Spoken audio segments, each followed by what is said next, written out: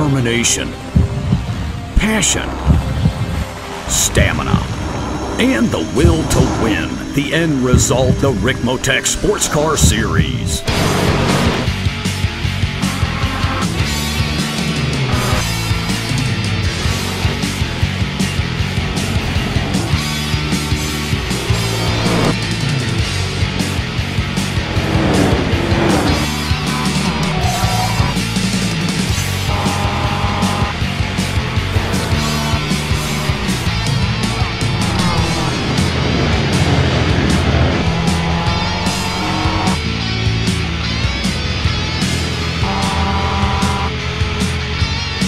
Extreme Motorsports brings you the Ricmotech Sports Car Series, brought to you by Ricmotech High Performance Sim Racing Equipment, and in part by TD's Tree Service. Live Mondays, 8:30 p.m. Eastern.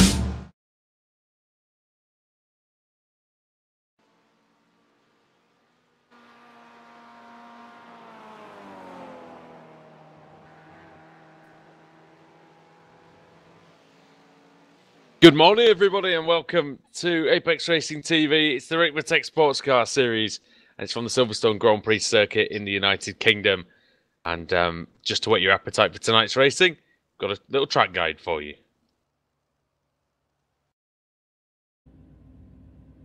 Welcome, everyone, to Silverstone GP, located here in Northamptonshire, England. Great to have you with us as we provide you your track guide today in the Ford Mustang around this 3.2-mile high-speed road course. Silverstone's first ever racing event took place on October 2nd, 1948. The course surrounded the World War II abandoned airfield and was 3.67 miles long and outlined by bales of straw and rope. The event's first winner was Luigi Villaresi in his 1948 Maserati. Well, let's begin our track guide around this legendary road course as we get up through the gears and pull out onto the front straightaway. Pit area to the right, obviously, our bleachers and main grandstands to the left. Very high-speed section here as we come down into turn one. Down into third gear, let the car rotate to center and right back to throttle. This corner opens up on exits and allows you to really get that throttle down quick. This will bring us up into turn two and into Maggots.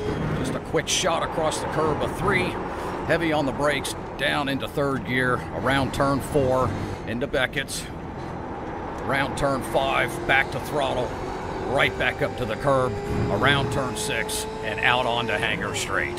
Fastest section on the track here. Mustangs will be getting up to somewhere in the neighborhood of 130, 135 miles an hour. A lot of overtaking opportunities here coming down into turn seven, into Stowe. Let the car rotate, get back to throttle, use up every inch of that exit as we head down into turns 8, 9, and 10. This is a heavy braking zone, down into second, hard on the brakes. Get that car back to the left, set up that entry into 9, right back to throttle, easy coming out, off camber on exit, real easy to get loose there. Maximize every inch of that exit to get that speed for the next straightaway here as we head towards Abbey, turn 11. Down through the gears into third, heavy braking here. Let that car rotate to the bottom, back to throttle, up through 12 to the right. This will take you over the hill, down under the bridge, into turn 13, up into fourth. Get the car back to the right to set up for turn 14. Right to the bottom, back to full power. This brings us into turn 15, into Brooklands. This turn wraps back against itself, and you really want to set up for 16. A lot of patience here with the throttle. Let the car rotate to the bottom. You've got another off-camber exit, but a little more space you can use on that exit to get that speed out onto the front straightaway and through turn 17. And as we cross the start-finish line, there's your track guide for Silverstone GP here in Silverstone, England. Thank you very much.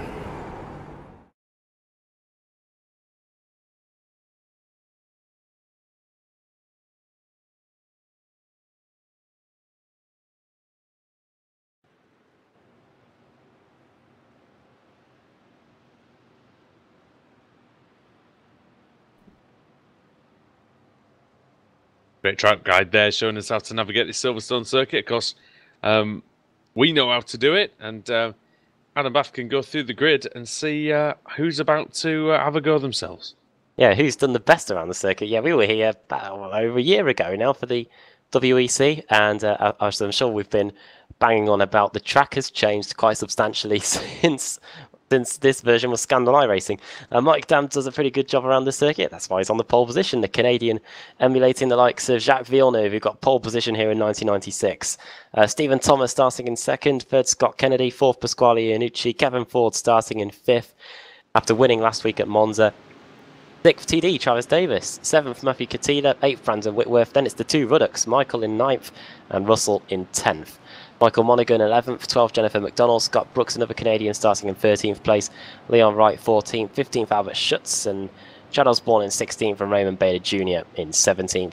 And then we've got the Mazda MX-5s, Rob Hartley starting on the pole here. Brian Holmes, I think he's a bit glad that we're starting a bit of an hour earlier, because the daylight saving hour that we've gained here in the UK.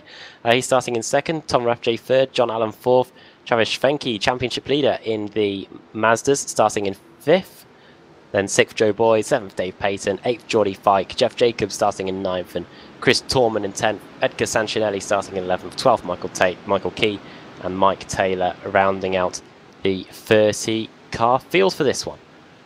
Can you hammer through some points as well, Adam, just quickly, sorry? Yeah, we're running through the top 5 in both classes, as we're just going into Priory now. Mike Dam leads the way in the points, Kevin Ford 20 behind him, then 7 back to Pasquale Iannucci with Stephen Thomas 4th, Russell Ruddock in 5th, and over in the Mazdas, work, please, it's Travis Schwenke at the top. For some reason the spreadsheet's crashed, so yeah, he's at the top as we go into Luffield now to get the race underway. Here we go then. 1 hour race around Silverstone. Can Mike Dam do from the pole position? Pace car is in. Mike Dam waiting to drop the hammer. He's going to do it now. Green flag flies here at Silverstone. The Ricmotech Sports Car Series gets underway. Good start by Dam. Gets into Cops first. It's very tightly bunched at the front. Travis Davies there trying to make some inroads. And through into Maggots and Beckett's now then. What have we got here? Potential for some trouble. No trouble at all for Mike Dam. Everyone's bunching up behind. Like a clean start from the Mustangs. What about the Mazdas, Adam? There they go, over the line they go. Rob Hartley started on pole position in class. He's got the lead as we go into the first corner. Travis Schwenke got it all to do in the early stages. It's wheel to wheel for second place between Brian Holmes and Rathje, who's got a fantastic run on the exit of Cops. He should get second place in class as we go into Maggots and Beckett's. Still third for Rathje. Holmes managed to keep it. But, you know, he's got his hands full with Tom Rathje, who's had a very good season indeed.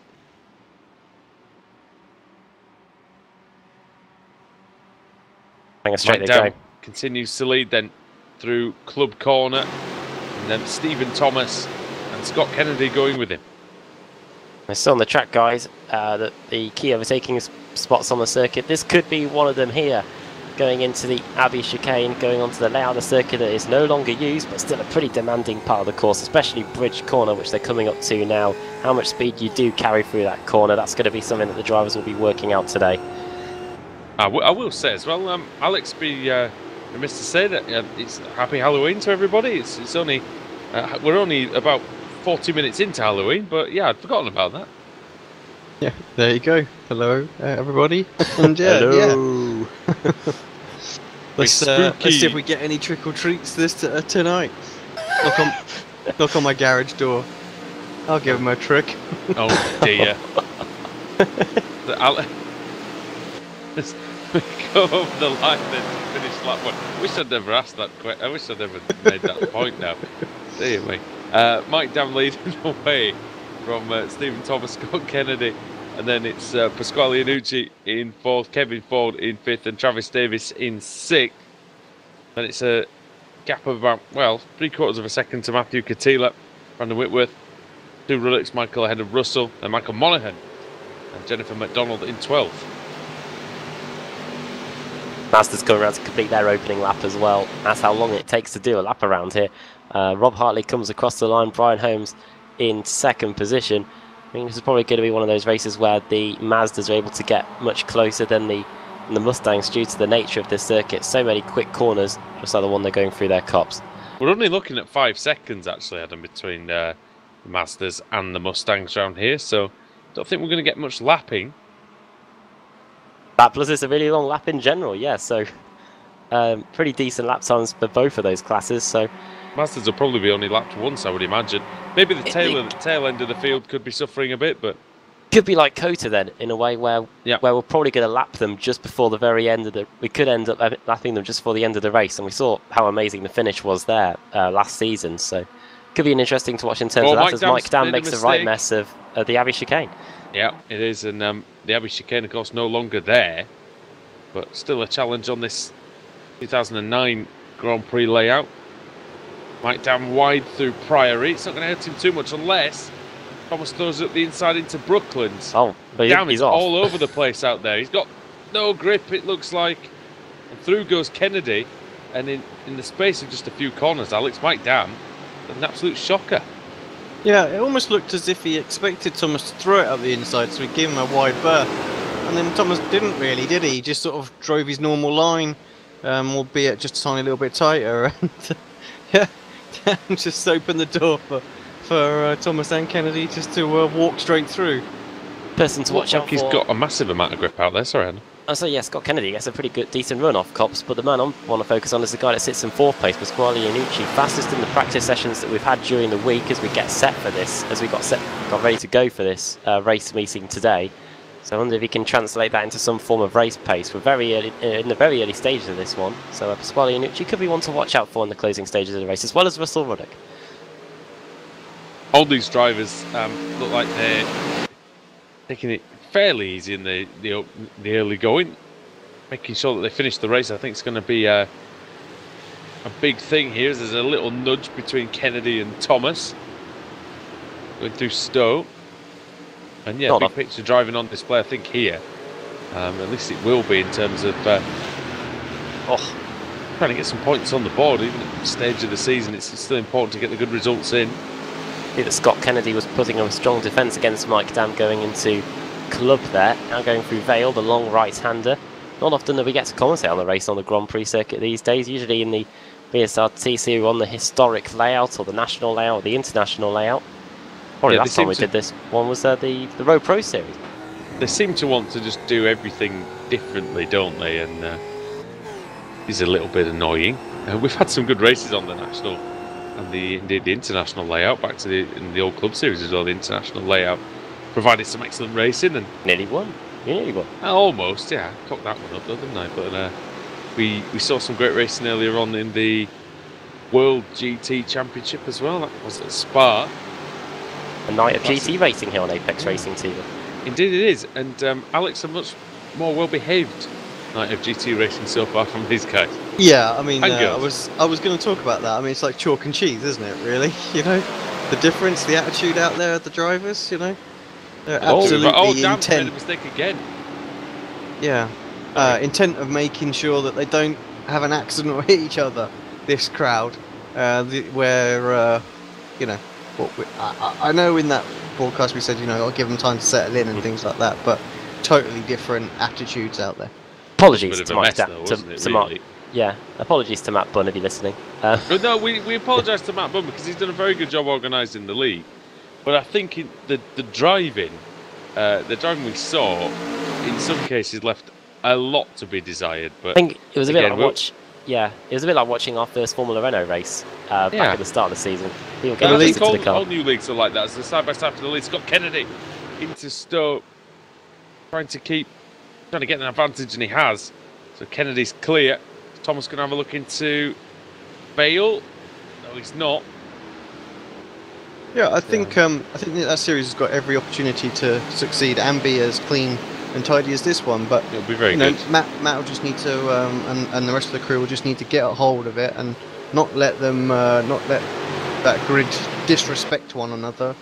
When they're racing, they just don't care whether they hit each other or not. So not let the drivers sort of take control of the situation. That's half I think of the problem, isn't it? So whereas here, the admins do a very good job. I will say, I know we're not talking about the race at this time, but the admins do. One of the reasons why it makes this league such a fantastic league is that the admins have full control over everything that happens. The Club Series turned out to be a massive hit, didn't it? So Oh yeah. if they're able to do the same way as it's done that, then that should be fine. Chad Osborne has dropped to the rear of the Mustang field. He had a spin on his own going into Club, the left-hander, as Mike Dan runs very wide on the exit of Luffield.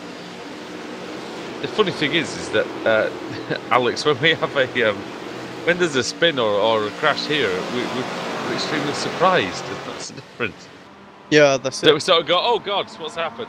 And I can usually catch it, and I'm not 3 replays behind where I was tonight. You know, I couldn't keep up with the action that was going on. I would watch something, and then something else would happen, and then something else, and yeah. Rob Hartley's got a bit of a good lead. I say good lead; it's a decent lead indeed. 7/10 of a second over Brian Holmes, and then it's Rathje, and then it's a bit of a gap to Schwenke and Allen and Peyton, and those are 3 drivers who, Peyton hasn't really had a fantastic season this time. Schwenke, of course, has. And do you see them still being a factor, Adam, in this race? I think so, because we've got the pit stops to factor in to the occasion as well. So I think from first down to about 7th place, we've got all drivers that are capable of getting the job done. Nice 3-car scrap going on for between Jennifer McDonald, Scott Brooks and Leon Wright. This battle over 12th position, I think. McDonald and the car behind. Scott Brooks pretty close there going into Stowe Corner. Yeah, we'll see if Brooks can make his way through. Quite. They're just behind. Oh, Leon Wright's just got past these two. So Wright, who started uncharacteristically actually 14th on the grid. So Leon Wright is normally a midfield runner, isn't he? He's normally a 7th or 8th place kind of guy. 14th place here, not the best, but making his way through the field decently. Jennifer McDonald, probably her best performance of the season. Yeah, most of these drivers fighting for the open category in the Mustang class. Biggest mover Leon Wright, actually 2 positions gained in the opening 5 laps of the race. Yeah, it says a lot when that's the most positions gained, doesn't it? Like the first thing that we're seeing today, yeah. Anybody on the anybody in the whole grid, even in the Mazdas, nobody's gained that many places at all. Yeah, Raymond Bader Jr. didn't take start, and like you said, Chad Osborne spun, but Osborne actually not that far behind, and he's taking on Albert Schultz at the minute. Sorry. Bit of housekeeping to do going into this race meeting about stand-in drivers. Albert Schutz filling in for Mike Burgett for just one more race. Mike should be back in the car for next week, and drivers will only be allowed to use the long pit exits this evening. You can tell the difference between the two. One comes out pretty quickly just after the pit stop, but I think to help the issue with traffic going into Magnussen Beckett's, they're going to be using the slightly longer one to the outside of the pit lane. I think that'll make some sense, especially later on in the race when things get a little hectic. It's getting a little hectic at the front of the Mazdas. Actually, Rob Hartley's dropped into the clutches of Brian Holmes. I wonder if Holmes is going to have a look here. We're about to go for our first commercial break of the evening, but I think we'll maybe see how this pans out between Hartley and Holmes through Magnussen Beckett's. Actually, Holmes has got a great run. He might be able to take the lead here, Alex. Yeah, it does look like a good run. Got the overspeed already. It's quite a slipstream, of course, in these cars, and and he's not interested. Yeah, hanger straight's quite long, and yeah, like you say, it just looked like he lifted out of it. I could see it on the live time in speed delta. Just all of a sudden, just dropped out of it. So fuel saving going on, I would think, at the moment. Oh, it's got to be fuel saving, hasn't it? That's the only explanation for not wanting to take the lead there for Brian Holmes. From Rathje in third, but he's dropping back into the clutches actually. Adam, of that group with Schwenke, Allen, and Peyton, and Joe Boyd as well. But yeah, Alex, we're going to go for a commercial break. Is that okay? Yeah, let's head there now, and yeah, we'll have a quick look what the Ricmotech guys have got to offer us. So we'll be back in just a second.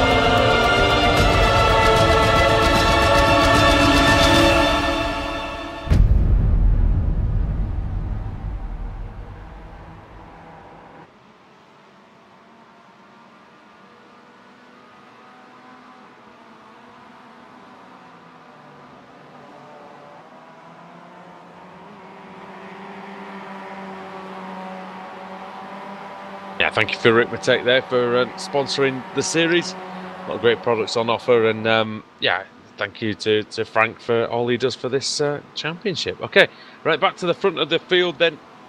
Here on Apex Racing TV, we've actually got side-by-side action for the lead, and it's Mike Dam who's taken it, Adam. But he has. Scott Kennedy. Oh, Kennedy nearly going off. Oh, someone's off. Matthew Katila's off, and he's out. Matthew Katila, who was running in 7th place, looks like he's lost it on his own. Exit of Copside, just dips a wheel into the AstroTurf, off into the Armco. In front of him as well, you saw Travis Davis having a big moment as well. He managed to save it. Katila not so lucky. Katila having a date with the barrier.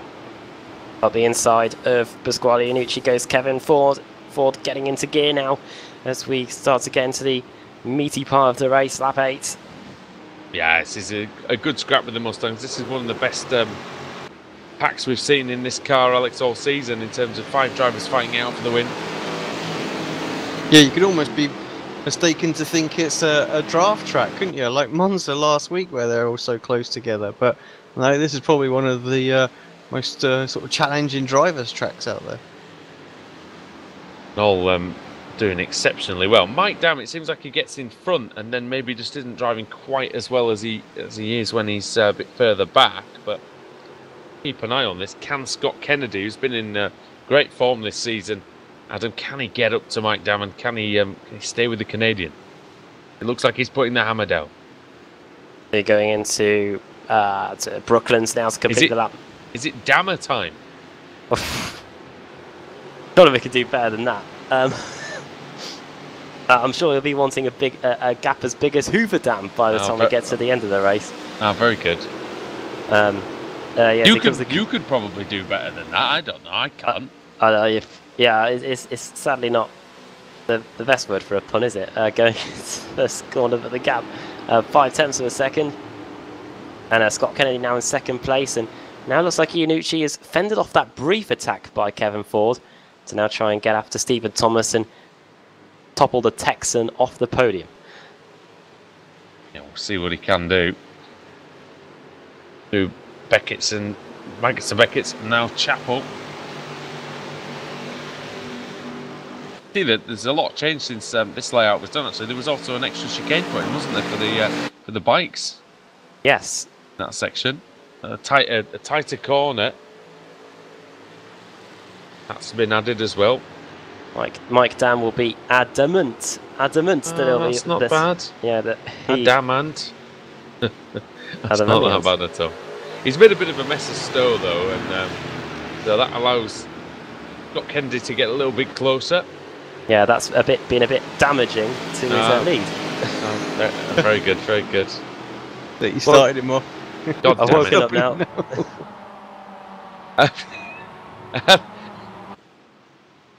But Alex, I know you like this layout. I know you visited a Grand Prix here and at the new layout. I do like the old club corner.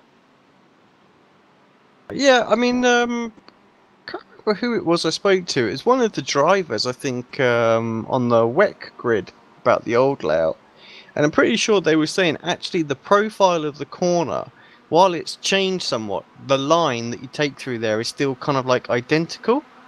Yeah, so it's no real. It just looks different. It's no real different. Yeah, exactly. It just looks different. You swing the car around at the same sort of place as you would have done before. So well, I guess. Yeah, which is kind It's of a shocking, sharper exit, isn't it? Yeah. You're just aiming at a different looking curb and different looking exit, I guess, aren't you? Yeah, that's it. Yeah. Yeah, it's interesting. Things you never think about, actually. Amazing, really, because the exit of Vale Corner as you'll be able to see here, there's literally no grandstands or anything. It's just a spectator bank. But now they've got all the massive stands. Yeah.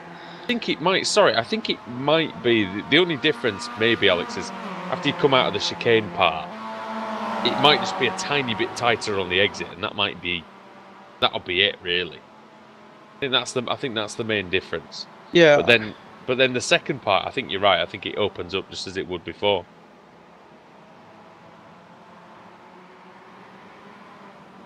But yeah, obviously I love the new track and I love this layout as well. Just yeah, just wish we had the choice. Yes. Well, we could have races in all sorts of different configurations in Silverstone then. We've got the new international course as well, Adam, which I think could actually work really well for the Kia. I think it really would, yeah. It works well in some of the stuff we've been trying on F1 2017 recently, and it is available on other games too. So we'll wait and see here. I haven't actually seen an actual race. I've done one in the Skip Barbers a few years ago on the southern layouts that they have. I haven't seen an actual race there actually. Everyone seems to prefer the national circuit.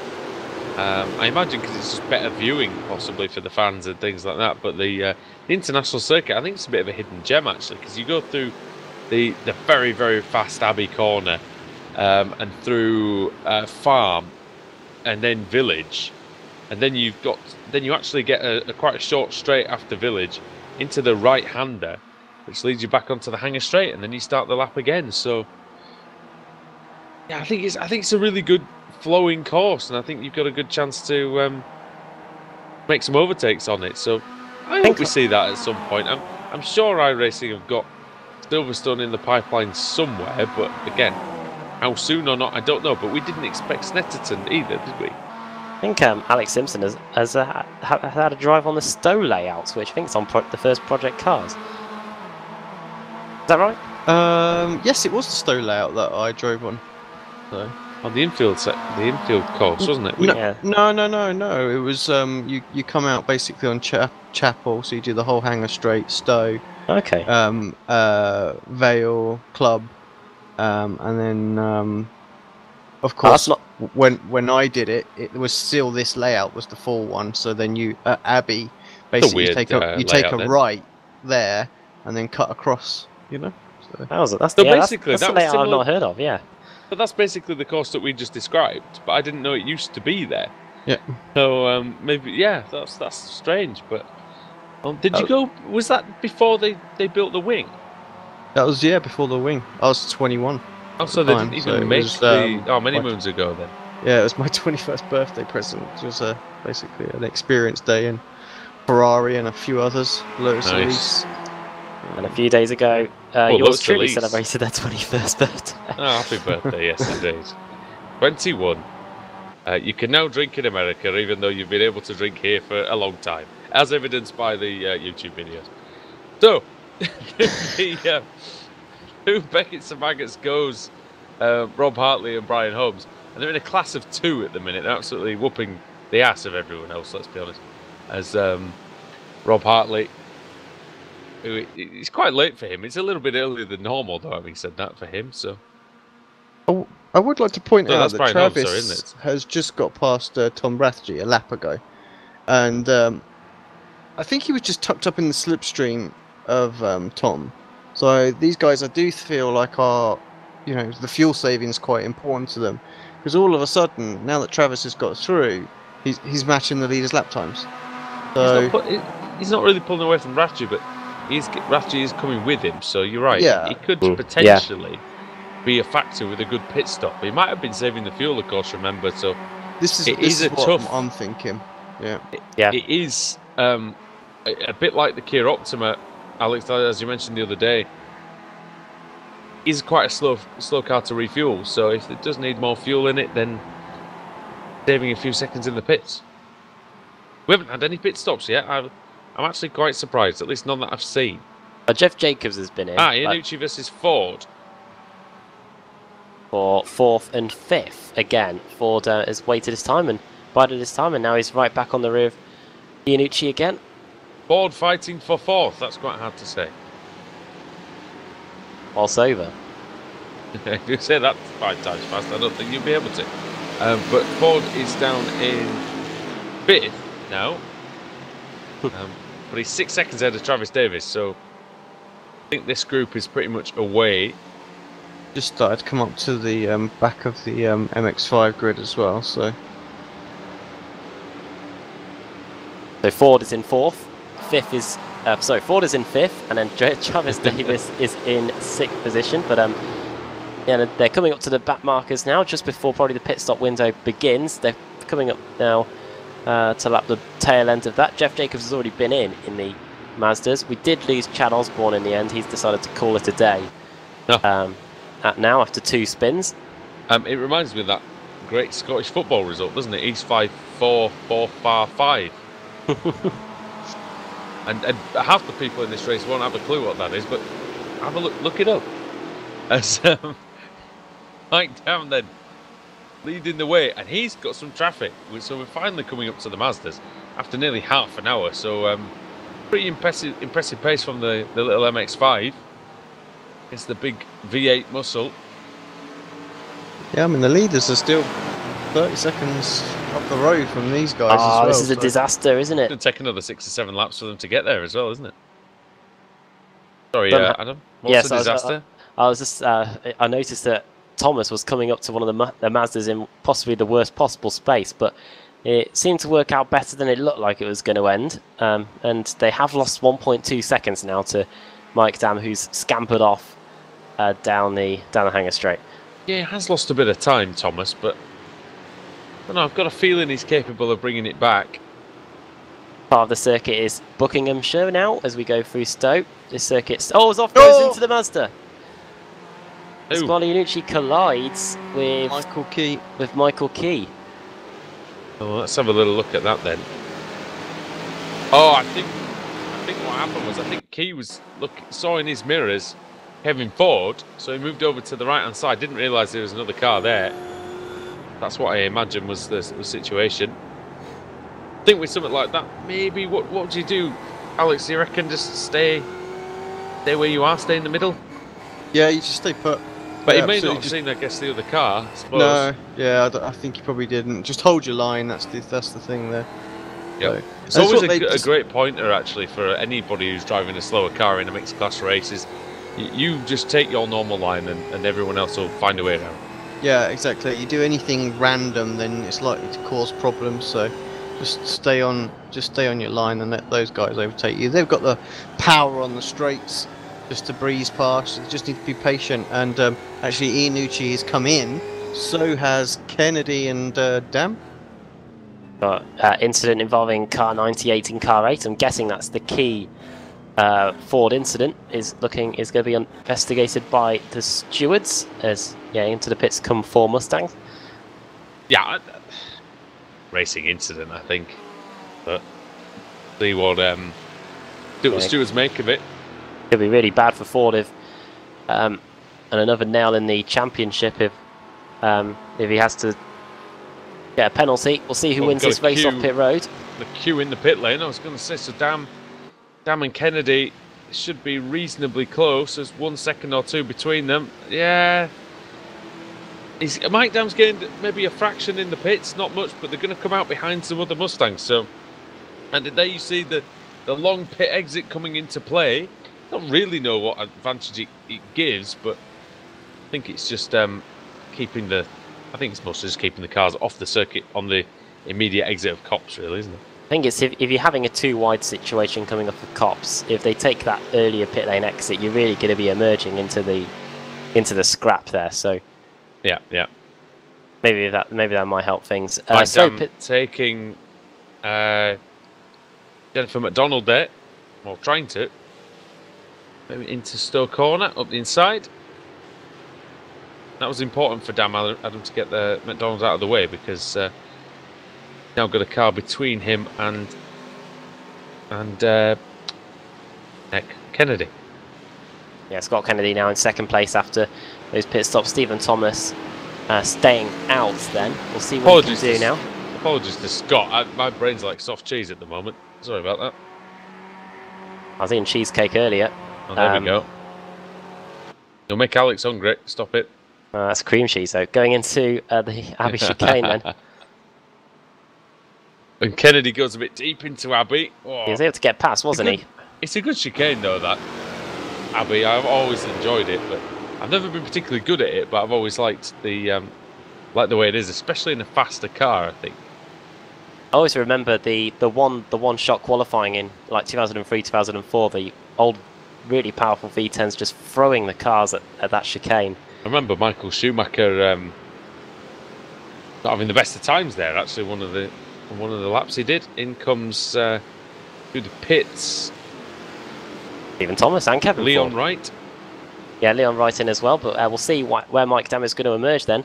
Stephen Thomas is just a very long stop, 21.7 seconds, and Dam is through into the lead, and Scott Kennedy will be definitely in second place. He's lost a couple of seconds there, Kennedy, hasn't he? Not too much, but enough. Oh, he's going to lose out, is he, to Iannucci? It's going to be close. Here we go then into Beckett's. Closing speed's pretty high, but Thomas maintains third place, so that's not worked out too badly for him, I must say. Incident Kevin involving Ford just behind this group. Speaking of Kevin Ford, the incident involving him and Michael Key, no further action. Sorry, Iannucci and Key, no further action. Yep. So I think that's probably yeah. I think that's probably okay. Was the damage to the car of the damage to Iannucci's car? I didn't see any on Iannucci's. Key picked up a bit, but not really. Yeah. Marcus Ericsson's had a few crashes on the exit of that corner. From memory. Quite a big one there last year, wasn't it? He had to go to hospital after that one. Been there quite a few times. Yeah, did he have one in the Caterham as well in 2014? I remember someone having a big one at offers there as well. Hartley and Holmes. We're hoping that they don't go off there, because that's where they're approaching at the minute. They've got Mustang traffic trying to come through. Well, Rob Hartley doing a lot better than Brendan did at the weekend. Although he was doing quite well. He was doing well, yeah. At least he had an engine that... Rob Hartley's got an engine that works, at least for now. Quite funny how, yeah, in F1 terms, the Ford engine probably is not as reliable as a Renault engine. Speak to 40 about that, but yeah, at the moment the Ford doing a pretty good job here. Rob Hartley leading the way as Michael Monaghan comes into the pits. He's currently sitting second, but he'll soon drop down the order as the leaders go by. Ford's F1 success was mostly in the 70s with the Cosworth engine, the likes of Tyrrell. Yeah, hoping to find success in the future. Different things. Ford, their main thing is Le Mans at the minute, obviously with the GT. Do you ever see Ford, Alex, moving into anything like Formula 1 or Formula E or even LMP? I don't really, I have to say. I mean, at some point they'll have no choice, I think, but yeah, not at the moment. Wonder if their EcoBoost engine. Leader pitting. Rob Hartley and Brian Holmes into the pits. Wonder if their EcoBoost engine. I wonder if their technology for that could work any wonders in Formula E. Potentially, I think, yeah. Pretty good in the old Formula Ford Championship, which Ash Sutton was in. Here we go then. I'll look at this right next to each other in the pit lane, of course, due to the qualifying positions. Who's going to take it? Is it going to be Hartley? Is it going to be Holmes? Both get jacked up literally at exactly the same time. They both hit their pit box at pretty much exactly the same time. About a tenth of a second or two in it. So it's going to come down to the fuel then. And it's Rob Hartley who's away first. Look at that. Holmes is still in the box. Oh, he must have sped on entry. Oh, 26 seconds. Maybe not. Maybe he just wanted to fill it up all the way to the top. That's a lot. That's a big discrepancy though, isn't it? And Hartley's taken the wrong exit. Hartley's taken the wrong pit exit. Oh dear. Did that come back to haunt him? I wonder if that can. There was nobody around. But I wonder how sort of strictly the rules are going to be enforced. Rob Hartley will be hoping not very. But yeah, Alex, what do you think of that? Do you think they'll just let that one go? They might do. Yeah, we'll have to wait and see, I suppose, really. It'll be a post-race thing, I'm sure. So maybe some penalty points or something like that. I've just spotted Matthew Catila's down there if you wanted to have a quick word with him. He obviously had his little accident earlier on. You do it. Yeah, spun on the exit of Cops. Not too often we get to get a driver in here. But Matthew Catila, yeah, exit of Cops. What happened? I guess I just got a little blind there following the car in front of me and caught a little curb and decided to go get some ice cream. I noticed that I think it was Davis, wasn't it, in front of you? He had a massive slide, and did you see that? Were you distracted by that car going sideways? Yeah, a little bit, but you know, I just.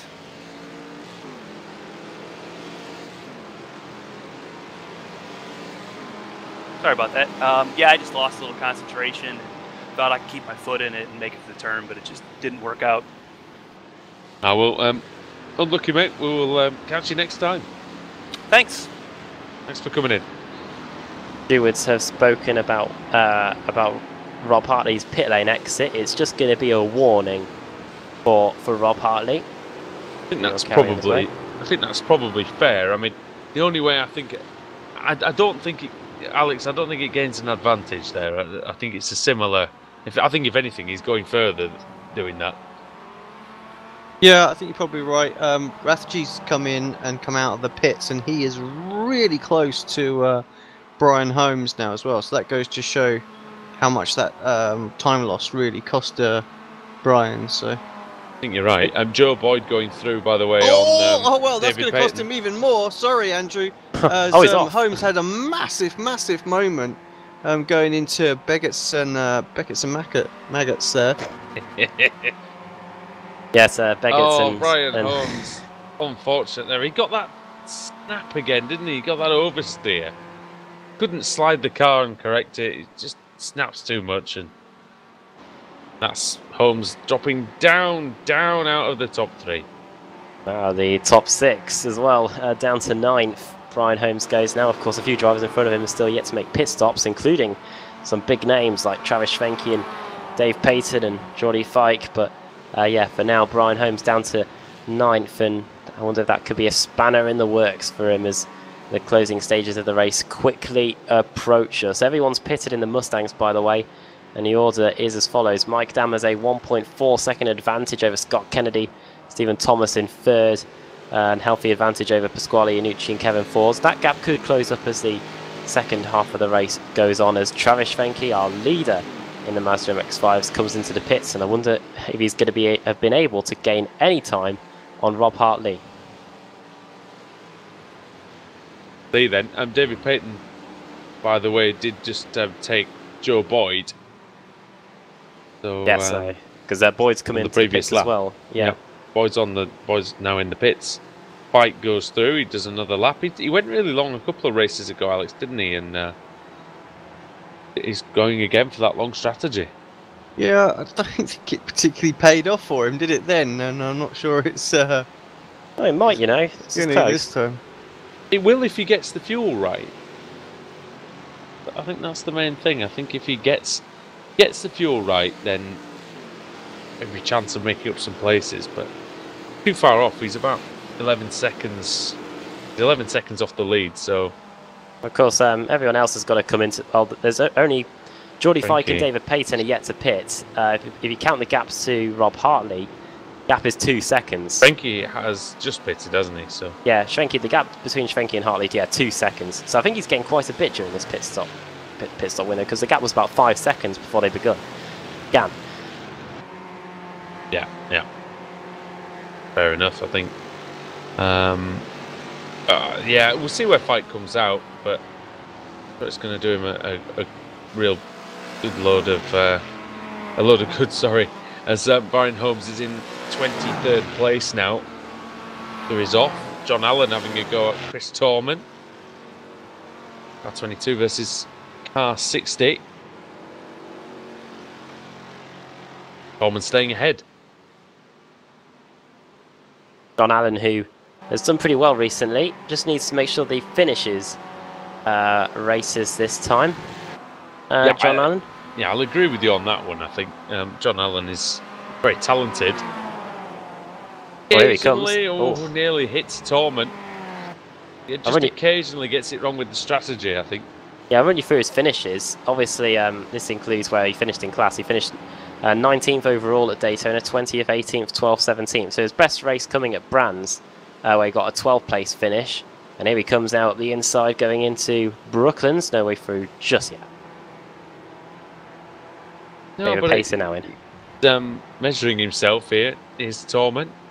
He's Allen. on Chris Torman. Got a nice exit out of Luffield. I think he's going to do it here. He's on the inside of Woodcote, holding his line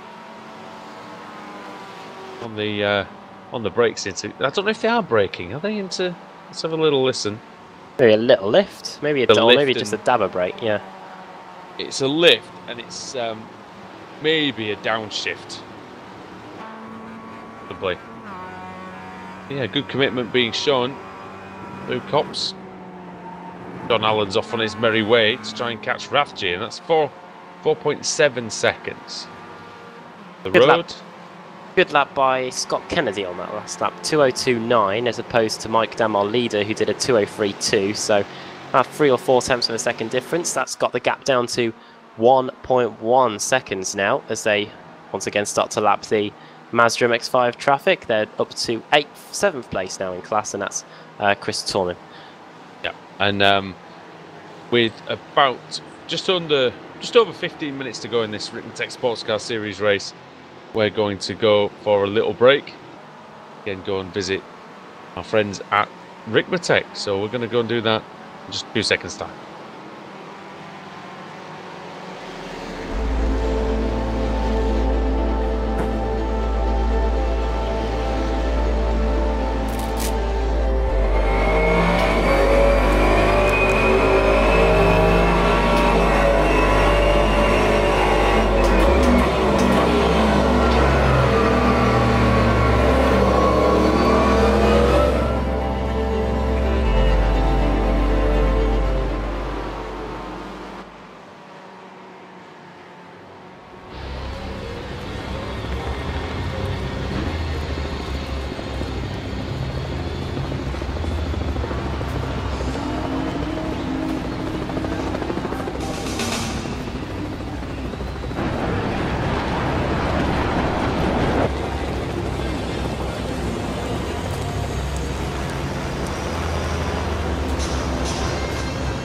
Focus, determination, passion, stamina, and the will to win. The end result, the Ricmotech Sports Car Series.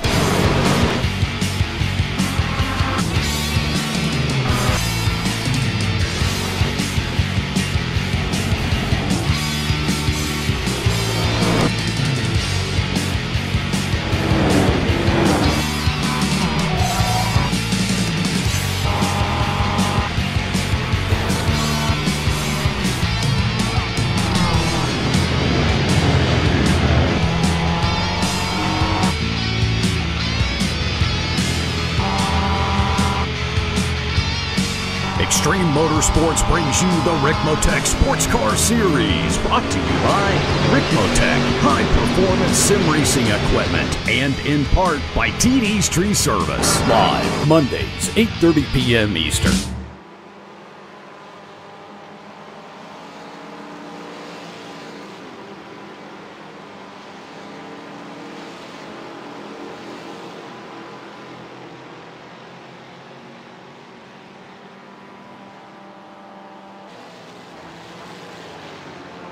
Oh, Welcome back to Apex Racing TV and the later stages of the Extreme Motorsports Ricmotech Sports Car Series race. We've got a good battle at the front of the Ford Mustang category between Mike Dam and Scott Kennedy. The gap was down to about 0.6 of a second, but Scott Kennedy's just had a little bit of an issue with the traffic, and that's dropped him down to about a second, but he's got the car underneath him, Adam, at the moment. yeah, even with that little bit of traffic in the Abbey chicane, Scott Kennedy should be able to set a quicker lap time than Mike Dam as they come out of the final corner to start their 22nd lap. And with just over 16 minutes to go, could be on for another grandstand finish here. Mike Dam hasn't won a race for a few weeks now. Kevin Ford was the winner last time out at Monza. And yeah, the gap 0.8 of a second, 2:03.8 for both drivers, except it was Mike Dam doing a pretty much a 2:03.9, and Kennedy just 1/10 of a second quicker. But here's the traffic again as they try to lap Tom Rathje going through the Maggots and Beckett's complex. Yeah, Rathje is quick through there because the Mazda is just generally better than the Mustang in the corners. Alex, amazing thing, really. We've still got 5 Mustangs within 5 seconds of each other. Yeah, crazy, really. The battle for the final podium position still very much on, with Thomas, Iannucci, and Ford only 1.2 seconds. I feel like the front two just edged away enough that it's going to be between those two for the win. Thomas did gain 0.3 of a second, but even at that rate, that's not enough to get there by the end of the race. No, only 15 minutes to go. What's interesting is the battle for the lead of the MX-5. We might have lost Brian Holmes, but we've gained Travis Fenke. Wow, Travis Fenke has appeared. He was super effective. The gap was 5 seconds before the pit stops. It was 2 seconds after the pit stops, so now it's 2/10. We were wondering if Schwenke earlier on could even finish on the podium, and well, he's just completely proven us to be fools, hasn't he? I mean, he's right with Rob Hartley, and Hartley's not taking it easy out there. Let's be honest. What we did pick up on, though, was that he was probably saving fuel when he was behind Rathje, like big time, and even though he was letting the guys go, it would probably come back to him. And exactly that, he was 2 seconds quicker in the pits, so he saved a lot of fuel there. And he was only about 4 seconds behind, and then he's made up the rest on the track. Done a really good job, hasn't he? Yeah, 207.7 by Hartley on that last lap, 207.4 by Travis Fenke. Probably he always does, though, the two best drivers. I mean, they all do a good job. Let's be honest. Nearly every driver in this series does an excellent job every single race meeting, Adam. But Fenke's one of those guys who just seems to stay out of trouble usually and gradually get into the races and come strong later on. Always got to be good at the end of the race. That's probably the best part. You can throw away the race so early on in the early stages. Definitely throwing out the cliches now, but look at this though. Yeah. Speaking of the cliche, here come the leaders. Well, here come the leaders. Just wanted to throw something out there, really, as well. For obviously, this broadcast goes out sort of mainly at the sort of European time. American time slot, but so we just see the leaders getting past each other. That's really hurt Fenke there, and Rob Hartley's going to be absolutely loving that. Sorry, Alex, you were saying. Yeah, no, not going to be happy with that at all. But I think Hartley was having a great battle with Stelian Chepalewski in the official series just a couple of days ago. I saw that post up there. So for all the European drivers that watch our broadcasts and stuff like that, they'll know Stelian very well from the MX-5 series that we do there on the Tuesday night, and also the BSRTC. And Stelian's a hell of a driver, so they'll know the kind of level that Hartley and Svenke are running at right now as well. Yeah, Cheppy's a quick driver, and anyone who can stay with him is, well, they're a better driver than I am. And Rob Hartley now has Svenke firmly staying with him. That battle for 3rd, 4th and 5th is closed up as well, just behind them in the Mustangs as well. Thomas, Iannucci and Ford all back together again for the closing stages. Ford the quickest of those three on the last lap of the race, 2:03.3. I wonder if Ford took new tyres, 23.1 seconds, I'm not sure. I think we've called that before, and he was just like, no, we're just taking fuel. So, yeah, definitely a good 5 seconds longer than the leader. Yeah. Thomas is through. Iannucci. Oh, Iannucci's through, I should say. Yeah, Iannucci through the 2 green cars there. Iannucci through, and Thomas struggling through Beckett's, and this might allow Kevin Ford the chance to get up into 4th position. Here we go then, down the Hanger Straight. Just under 10 minutes to go. Too much traffic closing in front, really. Closing in with the leaders of the MX-5s as well, who are quick in the corners. Let's not forget, this might allow Travis Fenke an opportunity as well.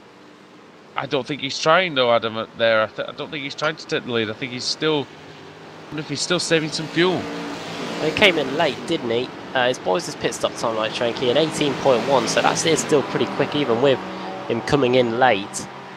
So it definitely wasn't as quick as David Payton, who did a 16.8 second stop. Of course, he was one of the last drivers to come in. So yeah, it's going to be very interesting to see the strategy that Travis Fenke's doing. But if anyone's if anyone's going to be able to do it, it's going to be Travis Schwenke there. So we'll wait and see what he can do inside the final 6 or so laps of the race. On to go then. It's going to be exciting, and it's one of those races again. Pretty much every Tuesday morning, Alex, we say it in the last 10 minutes of the race. This is when the two classes this is when it all gets interesting. Yeah, they always seem to form up, don't they, somehow, with the last 10 minutes or so. See what happens. So we've got battles for the lead in both categories. Mike Dam is grimly hanging on against Scott Kennedy. That last lap, Dam did a 2:02.6. Scott Kennedy was half a tenth of a second slower, Adam. So Dam managing to plug the dam, so to speak, and not let Scott Kennedy through. Yeah, the beavers are gathering, aren't they? Let's just not hope. He has kind of beavered away at it as Scott Kennedy, though. Anyway, hasn't he? He's kind of beavered away at the lead, and it's kind of paying off for him. He's quicker than the Canadian, and that's not something we say often about Mike Dam. Well, let's hope the floodgates don't open for him towards the end of the race. I think at the moment he's got it in control, Mike Dam. Scott Kennedy hasn't won a race since the opening race of the season back at Daytona. That was mid-September time. We're now at the end of October, and he'll be hoping for another win. Mike Dam, on the other hand, sitting top of the championship. His last win was 2 weeks ago back at Lime Rock Park, and he has won 3 races this season. Maybe could have won more if it wasn't for other issues, but yeah, at the moment, Dam chasing his 4th win of the season, while Kennedy trying to make it win number 2. Great line by Schwenke through club. I wonder if he's going to try it soon. Going to have to try it soon. I'm not sure he can leave it to the final lap, although Alex, we have seen the Mazdas decided on the last tour. Yeah, on the very last corner, you know. It's started at Mon, didn't we? Yeah, so we'll have to wait and see. There's still plenty of time. I mean, plenty of time. What are we looking at? 4 laps, 3 laps, something like that. We've seen fuel issues. Rob Hartley crashed at Monza. Le Mans, there were some issues in the final few corners, so yep. It is not over until it is over, and that is the cliche, but that is a really apt one at that, Adam. Definitely. Yeah, here at the Tudor 60. That's what the name for the event is here. Race week 7 at Silverstone. And yeah, great battle going on for the Mazdas. And, fantastic stuff brought to you by Extreme Motorsports Ricmotech Sports Car Series and TD's Tree Service.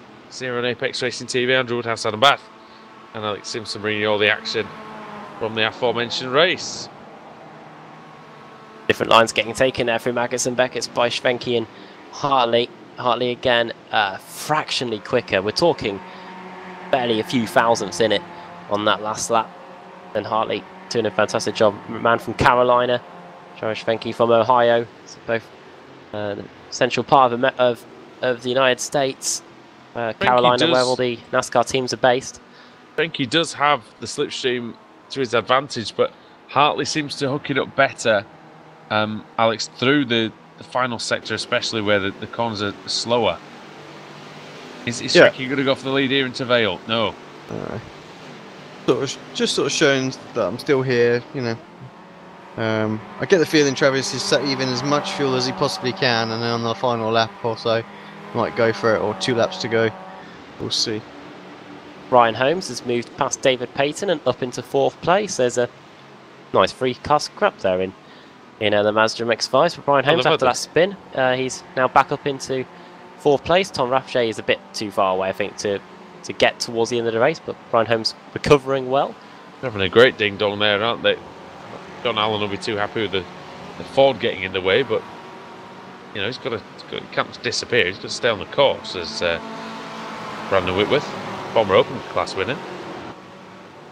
Wonder if Scott Kennedy might just be starting to turn the wick up as we get towards the closing stages of the race. He was quicker than Dam on that last lap. Dam was quicker on the next lap, so he quickly responds there, Mike Dam. The gap continuing to hover around 0.8 of a second, and what will help Mike Dam is that we haven't really got too much traffic in our way now for the rest of the race. No, and I think that's the key thing for both classes, really. We're going to see a good battle. How long exactly is left? 5 minutes, 5.5 minutes. 5.5 minutes, so we'll get 3 more laps. 3 more laps to decide. Going to take this to 60. Gone. Do Maggots and Beckett's again, then Hartley versus Fenk. Is it worth, Alex, if you're Travis Fenk, is it worth doing the move now and seeing if you can get away, or is it just a last lap job? Nah, I think if he does it too early, he just opens up for having the move put on him in the last lap, and then he can't respond. So, yep. I think, like I say, with a couple of laps to go, maybe he'll like size up some moves. You know, try and get alongside. We'll see something like that with the draft and whatnot. Oh, we just lost Travis Davis. He's dropped down the order. Oh, what was that about? Travis Davis. PD. Oh, big damage in the pits. So. Oh, he's out then. He's TKO for TD. Oh, well, he got caught out by he collided with a Mazda. John Allen. Oh, it's John Allen. He just clips the rear of Allen. Allen goes into that sort of snaking action again, and that is under review by the stewards, class 22 and 54, into the steward's office. I don't think there's not much either of those drivers could have done there. Allen was trying to rescue the car, and it was a racing incident if there ever was one. And yeah, really nothing that Travis Davis could have done. Well, there's a tree-related pun in there somewhere, but yeah, that is the end of Travis Davis's race, and I'll be hoping that he does better at the next race meeting, which will be at Mosport next week, and will be a 90-minute endurance race as well. Right, 3.5 minutes to go then. Gap is at 0.4 of a second. 2 minutes, 2:03 dead for Scott Kennedy on that last lap. 0.3 of a second quicker than Mike Dam. Could those tyres be starting to slightly wear off for Mike Dam? They both pitted on the same lap, Mike Dam and Scott Kennedy. They both pitted on lap 14. No further action between Travis Davison and John Allen. Alex called it. I think everybody probably called it. A bit accidental, wasn't it? I think if anything, if Davis did make a tiny mistake and clip the back of Allen, he ended up getting the worst of it. So Travis Fenke takes the lead going into Stowe. There he goes. There we go. Finally, we've been watching it for a few laps, and typical. As soon as I look away, there's a move, but Fenke goes through. He makes the move towards the front, and now he's at the head of the field. Alex, good move there. Yeah, just watching it back on replay so we catch it, but you could see he just got that run, didn't he, down the back of the hanger straight there to the inside of Stowe, and yeah, just sort of standard stuff really there on the brakes. I say standard, it's nothing standard about it. It's still a good move to nail the brake in, get the exit right, but yeah, did it well. Adam, what do you reckon then? Just the one more lap? We've got just under 2 minutes to go. Whereabouts is Mike Dam? Yeah, this is going to be the final lap. Definitely. Yeah. One more lap to go. As they White flag then. In the air. Dam versus Kennedy. Hartley versus Fenke. And Hartley's desperately trying to get the lead back. Only going to get one more chance to do so, really. Another good lap there by Scott Kennedy. 1/10 of a second quicker than Mike Dam. The gap is just under half a tenth. Oh, not half a tenth, otherwise they'll be right with each other. Just under half a second. Wonder there's just a small window of opportunity if he gets a great run out of Chapel, which they're going through now. He might have to just have a dive. And I know it's not like the drivers in this series to just have a dive, but could well be worth it. He is gaining to the braking area for Stowe, but not close enough. Can he pressure the Canadian into a mistake? He's got the grip on he's got the car underneath him, Scott Kennedy. Might just have a chance. It might be the Abbey chicane, Alex. Yeah, that's going to be the next best opportunity, and then after that it's Brooklands, I would think. Very close. Not the Oh, best yes, of get it. exit from club. I would Here comes say. Hartley. Oh, a little bit Oh, he's all over actually. the place. Here comes Hartley going into Stowe. He's going to try and get the move done around the outside, but Schwenke could try and go deep. But Hartley's going to just sweep around the outside of him. This could be a tremendous move if he pulls it off. Thank you with the shortest route. Hartley getting the best exit. And then into Bale. Has Hartley gone too deep? Schwenke tries the big long cut back through club corner. They go. Mike Dam is leading the way. He's into Brooklands for the final time. Kennedy's not close enough. Kennedy's not going to be able to get anything done, I don't think, unless Dan makes a right hash of Luffield. Through the final corner they go, and towards the line as we've got major action going on. Major action for the Masters. Mike Dam takes the win at Silverstone. Schwenke versus Hartley. They're nearly side by side through bridge, and then it's Priory. Only a couple of corners to go. Hartley goes a bit wide. Is Schwenke going to have a look up the inside into Brooklands? I thought he had to do that, but he had to maybe have a go. Now he might just position this car the best he can to get the best exit out of Luffield. But I think his goose is cooked. I think it's going to be Hartley, Adam. It's going to be very close, though. He's got a fantastic run, hasn't he? But unfortunately, the line's just going to come up way too quickly here. Over the line they go. And Rob Hartley is going to get the win, his third win of the season, and makes him level in terms of wins with Travis Schwenke. Fantastic victory there. Great battle on the last lap, Alex. And absolutely everything. And I really thought Schwenke, if he had an opportunity, might have just been to have a big look up the inside in Brooklands. Yeah, that was it really, wasn't it? That was going to be the only one, but in the end, thought it'd be too much of a dive, I think. And, Hartley did not get a good exit from Priory. No. So I think if Schwenke had the chance, but he's got the championship to think about, as has Hartley, so making sure they get the maximum points. Adam, if you could take us through the finishing order then for Silverstone race. Just waiting for the last few cars to come across the line there. Jennifer McDonald coming home to take 12th place. Yeah, of course, not everybody's finished. Yeah, it is a formality, I know, but yeah, we'll just wait for Albert Schutz in his last race before he hands back the reins to Mike Burgett. As nearly threw out the track there. Maybe having a bit of fun on the last couple of corners, but getting a bit out of shape is Albert, but done a good job. He's finished the race for his team. Going to pick up some points. Over the line he goes, yeah, and All the Masters done as well, I think they are.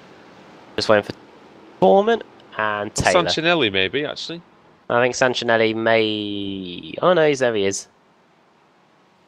He's going full pelt. He is 2 laps down. Run you through. Yeah, we can run you through the order now. Okay.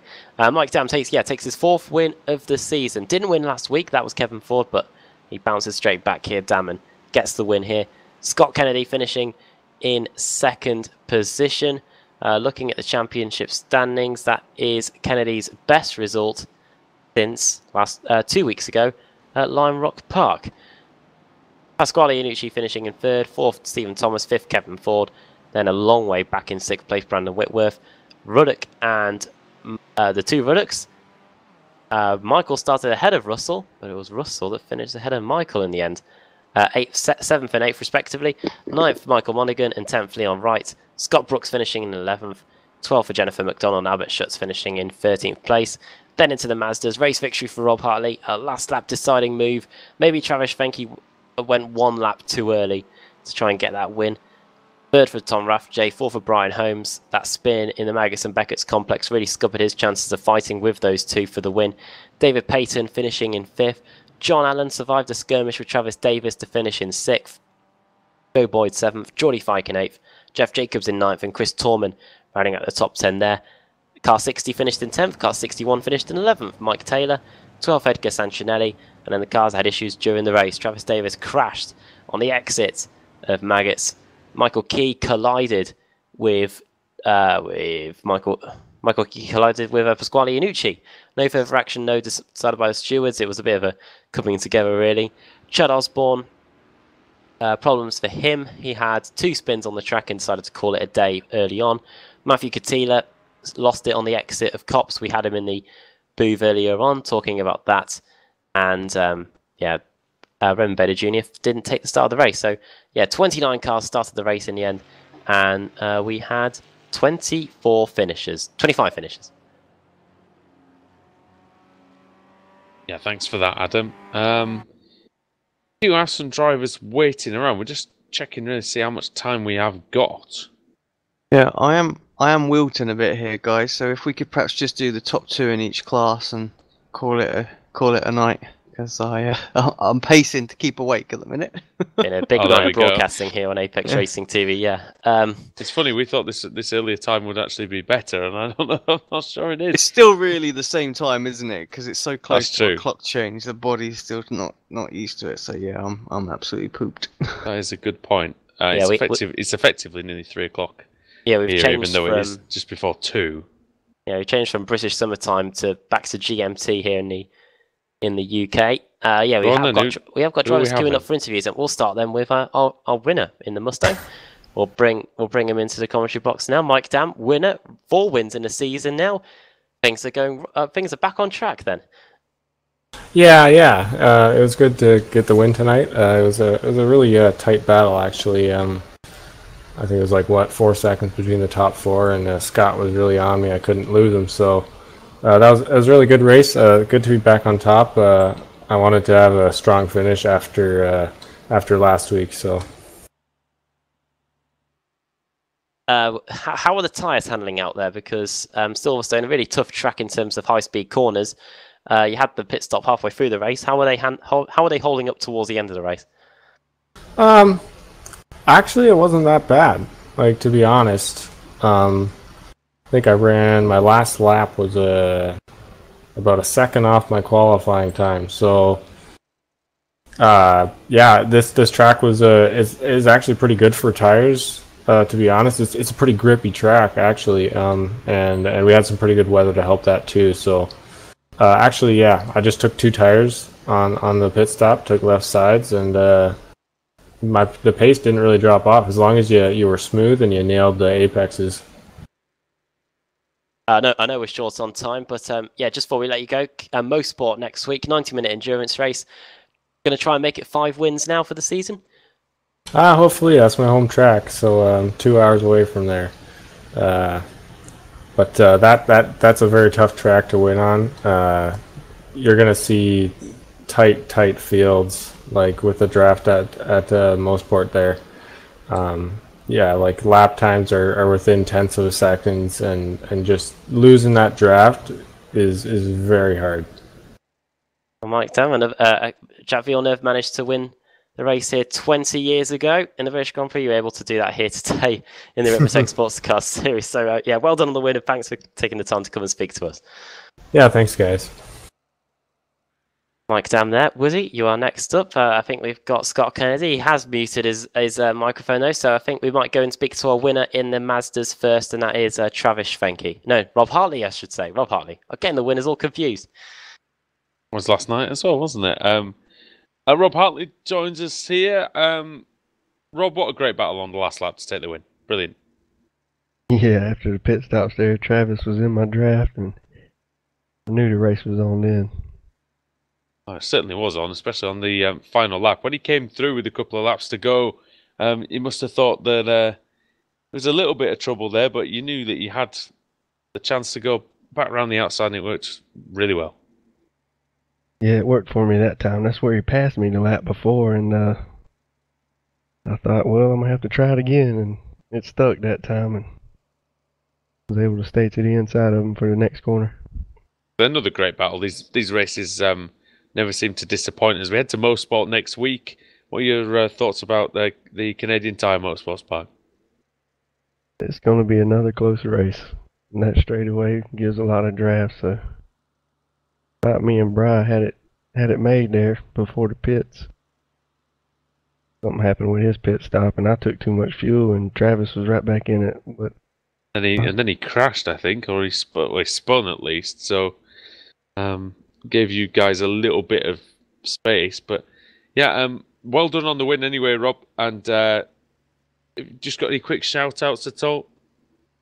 Yeah, I'd just like to thank y'all for putting on the broadcast, and the racers in this group are extremely clean and makes for great racing. fantastic series, and we all enjoy it. And yeah, I'm sure you enjoy that victory. Well done. Thanks. Rob Hartley there, our winner. We've got. If you can get Scott Kennedy, actually. We have got the runners up to speak to now. Yeah, we've got Scott Kennedy and Travis Schwenke available to talk to us. We'll talk to Scott Kennedy then, who finished in second place today, but did push Mike Dam all the way. Scott Kennedy, how was it out there? Yeah, thanks, guys. Yeah, it was a tough race. Looked like we were all making a few mistakes here and there. So just trying to minimize that. This track really punishes you for a mistake. I was talking to Mike about that just after the race, and yeah, we each made a couple big mistakes. Could have cost us quite a bit, but was lucky enough to stay in the draft with the rest of the pack and be there at the end. Not sure what happened to the two guys behind me, to Steven and Pasquale. Maybe you can shed some light on that. It seemed like maybe they had a bad pit stop, but I was expecting a 5-car battle at the end there. I don't know whether they got dumped from the slipstream or not. Yeah, Iannucci and Thomas really had a bit of a bad batch of traffic, I think. They really got caught up behind it going through Maggots and Beckett's, which cut them adrift really towards the end. But yeah, I don't think it helps you in the final few laps that you managed to get through all of the Mazdas, and Mike Dam had a clear track in front of him for the final few laps. Yeah, he had a couple tenths on me, I'm sure. I was just able to keep up with him in the draft, and if I got a little closer, I would have thrown it in there tried something, but just not quite enough tonight. Next week, then, Mosport, we go for another 90-minute race. You do well in them. You won the opening race of the season at Daytona. That was a 90-minute race there. Do you think you can emulate that success next week? Yeah, I hope so. I thought I was going to be talking to you guys at Brands Hatch. I know I didn't get a chance, but I made a strategy call there. I don't know if you remember that one. We had a safety car about 15 minutes in, and I pulled in the pits from second or third, and I thought I would have made it on one more stop. Everyone else had to make two, and then I got taken out at the beginning there. So yeah, that could have been another good finish for a 90-minute race. I think see if I can put in some practice time at Mosport this week, and that one should be good. That should be similar. A lot of drafting, a lot of high-speed corners. So it should be fun. They were able to push Mike Dam all the way. Well done on the second place. That's 2 second places in a row now after the one you got at Lime Rock 2 weeks ago. So thanks for taking the time to speak to us, and hopefully you can go one better next week. Yeah, thanks, guys. And last but by no means least, we've got the runner-up in the Mazda MX-5 class. And what are you with? Travis Schwenke. Yeah, Travis Schwenke joins us in the commentary box. So close, but yet so far, Travis. But a fantastic battle in the end. Yeah, that was a phenomenal last couple laps. Very difficult race. Rob's so smooth. I didn't know what to do. I didn't know which way to try to take him. And as soon as I saw that car slide, I just tried to pounce right then. That was my chance to get him. So it was a fantastic battle. I was speaking to him about it side by side several times, and that last lap looked like it was a lot of fun. You were trying to place your car wherever you could. In the first stint, Alex was saying that you thought you were saving fuel behind Rathje. Is that the case? No, I just Brian and Rob were really hooked up, and I didn't have a great qualifying, and I caught up to Tom, and it was more trying to pass Tom cleanly because Tom was obviously quick, and I just didn't want to slow us both down. So we were just trying to find the right time to make the pass clean and try to keep moving. So there was a couple places he was faster than me, and a couple places I was faster than him. But we knew it would slow us way down, and we wouldn't stand any chance of catching up if we could. So. Well, in Canadian Tire Motorsports Park next, Mosport to most people, and is it a track that you like? Is it one that suits your driving style? Yeah, it's in a way it's similar to this. Some really high-speed sweepers. You kind of just drift the car through. It seems so. I really like it. I do have to say this place holds a special place because it was the very first race I ever watched was at Silverstone in 1978 with my dad when I was like 10 years old, 9 or 10. So wow. This is a nice place. We sat there and watched the Formula One race together. So it's a place that I like. So hopefully Mosport will do the same stuff for me. Oh, awesome stuff. That was it's the same place I watched my first race as well. And the WEC. So yeah, brilliant place and a fantastic circuit. And yeah, we keep trying to press dry racing for the new version, but Yeah. quite happening at the moment. All right. Yep. Well, Travis, thanks for joining us, mate, and in the commentary box as usual. Always a pleasure, and we'll catch you next time. Great. Thanks a lot, guys. Appreciate everything you do. Ravish, thank you there. Alex Simpson, you still with us? Still here. Yeah. Just about, I think. So I think it's Yeah. time to end. But thank you very much, boys, again for joining me on the Ricmotech Sports Car Series on Extreme Motorsports. And yeah, we will see you all in the next one. Good morning.